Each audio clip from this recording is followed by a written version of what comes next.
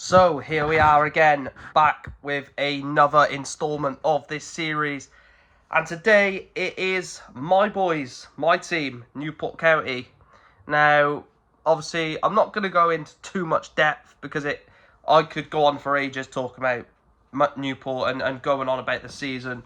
So I don't feel as though it's necessary. Plus, a lot of what I will say in this video would have been said in last season's videos in terms of the vlogs and match reactions, watch-alongs, and what will be said in terms of upcoming will be said during the season as well.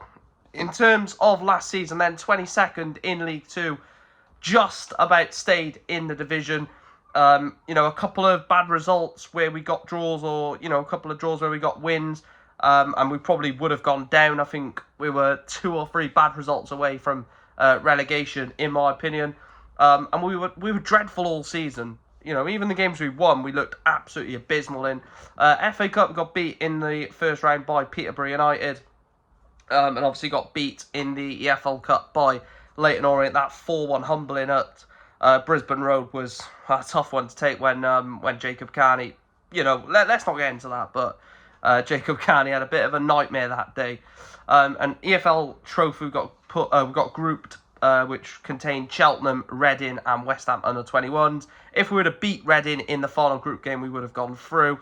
And yeah, overall the season was terrible, wasn't it? I get called toxic, negative and all this rubbish by fellow Newport County fans. And it really pisses me off because my standards for the club are so high because I've seen us do really, really good things. And when I just see us with no energy or no passion, like Newport County has always been a team built on, passion and built on wanting to win. And then obviously the quality shines through, where recently we've not even seen that. In terms of this season then, what have we done to try and stay in the league again or even push up in the division? Not much. Matt Smith has come in from St Johnstone, I think, World Cup player with Wales, who's been to a Euros as well. I think that's a big signing for us, and one that obviously a lot of people can get behind. Nick Zanev has come in from Northampton as well. He's a very good goalkeeper. Northampton fans really wanted him to stay at the club, but obviously he joined us. Jed Garner's come in from Barrow. Again, the goal scoring record for me is a massive concern, and I feel like Jed is someone that could work, but based off the evidence we have, I don't think it will. Lee Jenkins coming in from the Welsh League. Obviously, we was going to sign a Welsh League player. It's just the way that we do things at the moment, and even that, I think, is a poor move, in my opinion. Jordan Wright from Grimsby. Grimsby fans were basically buzzing to get rid of him. So it shows, again, what type of signing that is. And then Michael Rindolph's coming from Cardiff, and Habib Ogiene has come in from Manchester United on loan. Michael Rindolph, a striker, Ogiene, a right back. Now, looking at those signings, I think Matt Smith, Nicky Zanev are massive ticks. I like both of them. Matt Smith is a conductive midfielder, controls the ball well. Nick Zanev is a very good goalkeeper. 2 caps, I believe, for New Zealand. So, very good goalkeeper there. Jed Garner has to hit the ground running because the striking options we have are very poor. Lee Jenkins, I don't think will play much. Jordan Wright, again, will be a backup goalkeeper. Expect Jacob Carney to go out on loan, potentially. And then Michael Rindolph, what I've seen of him so far, looks a bit average. And Habib Ogiene, I know there's a player in Habib, but against Western, he looked a bit off it. But again, I believe that David Hughes can get the best out of him because he's previously worked with him already. In terms of the release players then, Lewis Webb, Carl Jameson, Josh Sebry, Josh Martin, Dan Barton, Hamzad Kargamo, Jeffrey Bonney, Shane McLaughlin have all left the club. Surprisingly, that Shane McLaughlin is yet to find a club, same as Josh Martin, maybe even Sebry. I think there's quite a few decent players in there. I think especially Shane McLaughlin, really surprised that he didn't join us and then not moved somewhere. I think if he would have left us and then the next week he signed for someone, would have made a bit more sense, but I feel like he's left us without a real stepping stone after us. But again, it is what it is, isn't it? Obviously we're not attractive enough to stay, and obviously I think it was January that Shane McLaughlin said he actually wants to leave, so he's wanted to leave for 6 months, so let him go. No love lost there. Nathan Wood has gone to Penny Bont. Luke Jeffcott has gone to Truro. Kiban Rye has gone to Aldershot. Nick Townsend has gone to Eastleigh, and Aaron Wildig to Gloucester.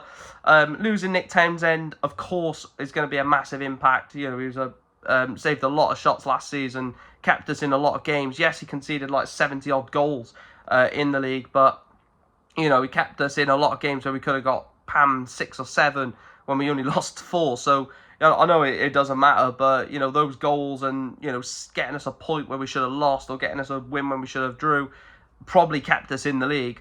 And Kiban Rye's a massive loss as well to Aldershot. I think he's going to absolutely shine in the National League. I think that's one that's going to bite us on the arse in a couple of years' time.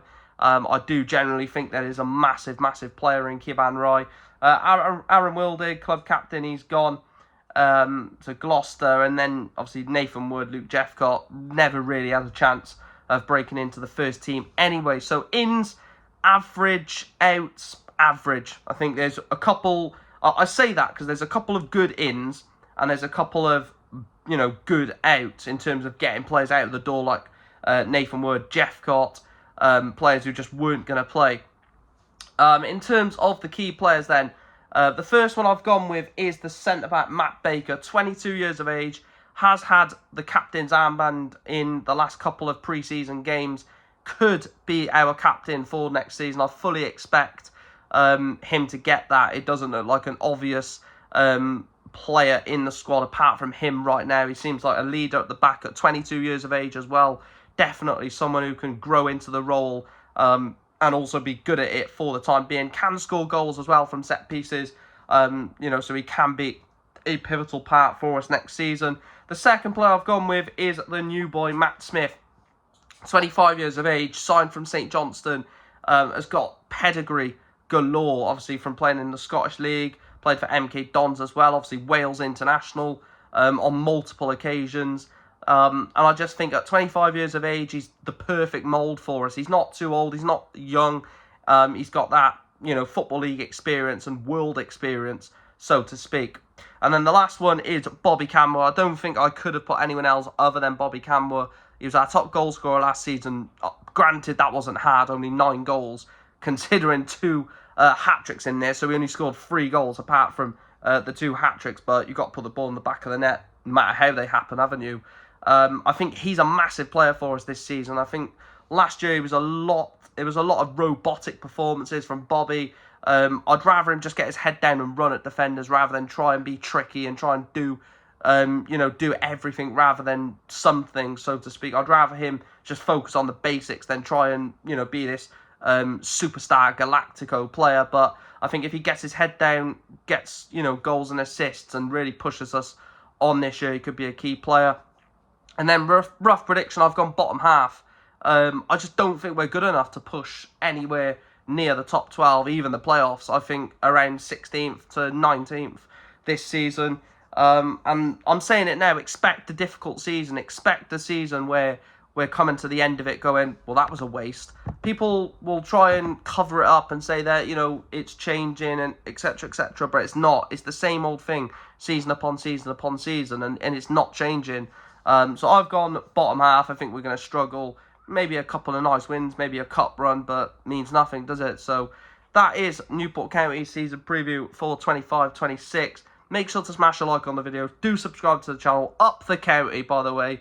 And also let me know your thoughts for Newport in the comment section down below. Of course, I'm toxic, negative, and hate the club apparently. So obviously my opinion is going to be different to yours. But yeah, make sure you smash a like on the video. Speak to you in the next one. Tomorrow's video is Notts County, where we have a look at the Pies ahead of their season for next year. And yeah, as always, I can say it in this video of the series, up the county.